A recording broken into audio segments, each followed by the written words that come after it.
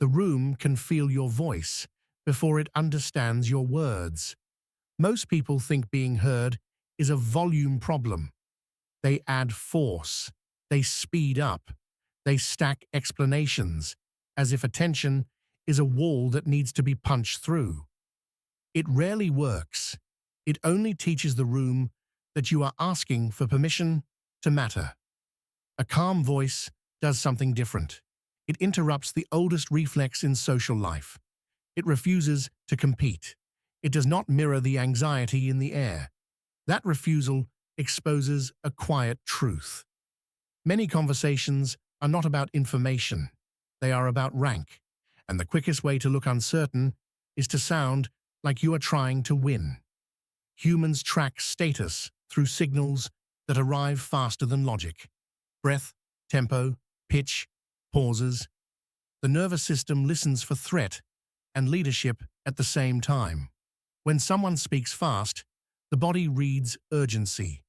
Urgency can be useful, but it also broadcasts dependence on the outcome. It tells others that the moment is controlling you. When someone raises their voice, the body reads conflict. Conflict can command attention, but it also lowers trust. People prepare to defend themselves, not to understand you. A calm voice changes what the listener's body is doing. It lowers the temperature. It slows the internal narrative. It creates a small pocket of order inside noise. That is why it feels powerful. It is not claiming control with dominance. It is demonstrating control with regulation. Most displays of confidence are actually negotiations. They beg for recognition. They lean forward with intensity, hoping the room will agree to take them seriously. The calm voice does not negotiate. It speaks as if seriousness is already settled. That alone rearranges the social geometry. People stop scanning for your insecurity and start scanning for your meaning. Calmness also carries a hidden cost. It removes the easy tools. No intimidation, no emotional pressure, no dramatic emphasis. Only clarity and timing remain. This is why few people can do it. Their identity is tied to impact, not precision. They fear that if they are not intense, they will be ignored. In reality, intensity is often what makes them easy to ignore. It sounds like need. There is a deeper mechanism underneath all of it. In tense settings, groups unconsciously synchronize. They match the energy they encounter, like a subtle echo. A reactive tone invites reactive thinking. A controlled tone invites controlled thinking.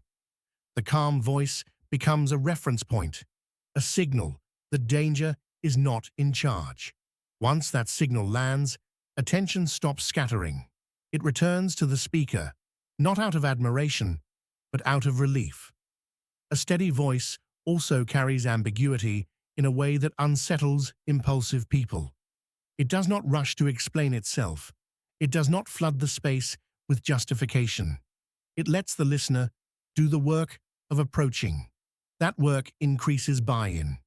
It also reveals who is listening and who is simply waiting for their turn to push. Ego resists this. Ego wants to prove something in real time. It wants to correct, to dominate, to be seen as sharp. That need makes the voice unstable. It adds edges. It tightens the throat. It compresses the breath. The listener feels the strain and starts looking for the agenda behind it. When the voice stays calm, the agenda becomes harder to detect because it is not being performed. The message stands on its own. The calm voice is built on self-command, not charisma. It comes from a private decision to stay anchored when the room drifts. It comes from breathing low, keeping sentences clean, and allowing silence to carry weight. Silence is not empty. It is a boundary. It signals that the next words are chosen, not spilled. This is where modern stoicism becomes practical. It is not about suppressing feeling. It is about refusing to hand the steering wheel to it. The emotion can arrive. The voice does not have to follow. Some truths do not need decoration. If a point needs volume to survive, it was weak to begin with. If respect requires emotional force, it was never respect. If calm makes others louder, it reveals who is governed by pressure. The calm voice also protects dignity. It does not react to bait. It does not rush to defend a reputation. It does not explain more than necessary.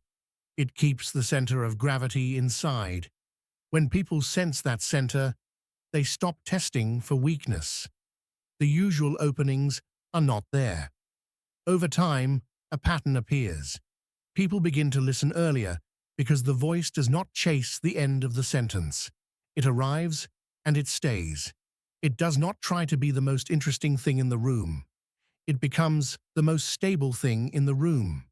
Stability is rare. Rarity becomes gravity.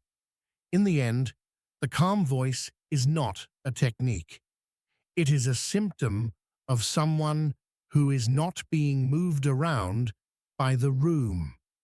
And that is why, when it speaks, the room adjusts.